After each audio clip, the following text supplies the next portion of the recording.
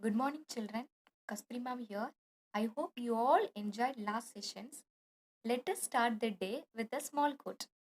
I hear and I forget. I see and I remember. I do and I understand. So, children, the best way to learn is to combine listening, seeing, and doing. I hope everyone will follow this in your learning for the weeks ahead. Let us start the learning sessions. In the previous class, we learned the concept of different types of lines. Today, we are going to learn how to form angles, interior and exterior of an angle, and naming an angle. For that, you must know what is an angle and why do we need angles in our daily lives. What is an angle? The word angle has been derived from the Latin word angulus, meaning a little bending. What do you see from the pictures? Yes, different types of an angle made by an arm. Why do we need angles? Angles are used in daily life. Engineers and architects use angles for designs, roads, buildings, and sporting facilities. Athletes use angles to enhance their performance. Carpenters use angles to make chairs, tables, and sofas. It also plays an important role in geography and in the field of astronomy. Try to find where we apply angles for geographical purpose. How to form an angle? In geometry, an angle can be defined as a figure formed by two rays meeting now at a common let us take one point and two rays. The two rays are passing through one point will form an angle.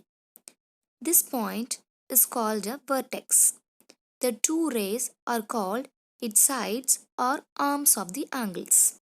Angles are measured in degrees using a protractor. This is a symbol for an angle. The next topic is interior and exterior of angles. The shaded portion between the arms BA and BC of the angle ABC can be extended indefinitely. This portion is called the interior of the angle. X is a point in the interior of the angle. The point Y lies in the exterior of the angle. The point Z lies on the angle. In this figure, here angle 1 is called the interior angle because it lies inside the two arms. Angle 2 is called the exterior angle. Whenever two rays meet, two angles are formed, one an interior angle and other an exterior angle.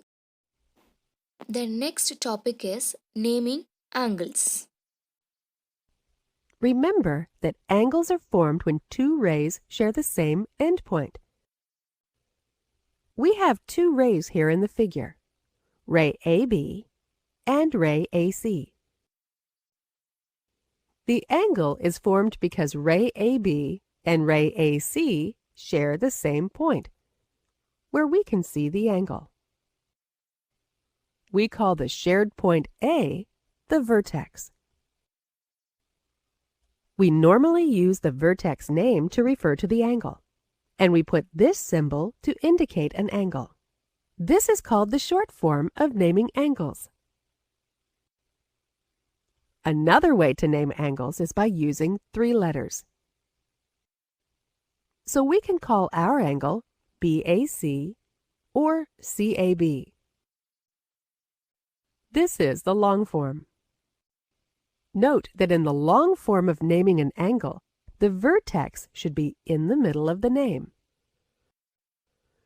Both the long and the short forms can be used to name angles, as long as we only have two rays sharing the same endpoint.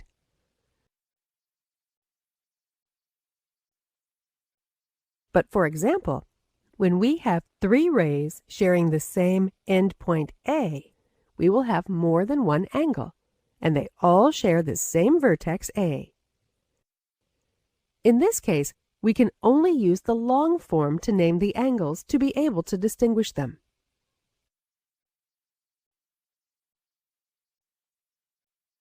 Assume that we want to draw an angle named DEF.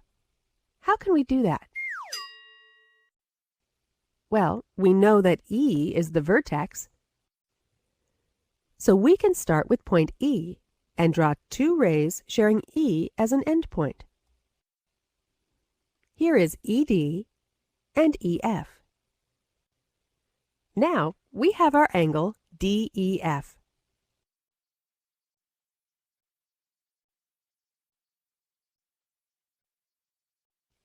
In this lesson, you learned how to draw and name angles.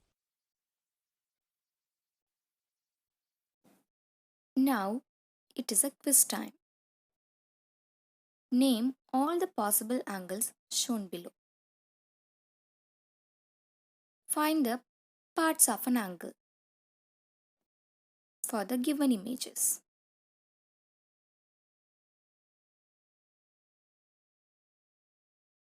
Okay, children, I hope you have understood the concept. Complete today's task. Meet you all with another interesting topic. Have a wonderful day. Thank you.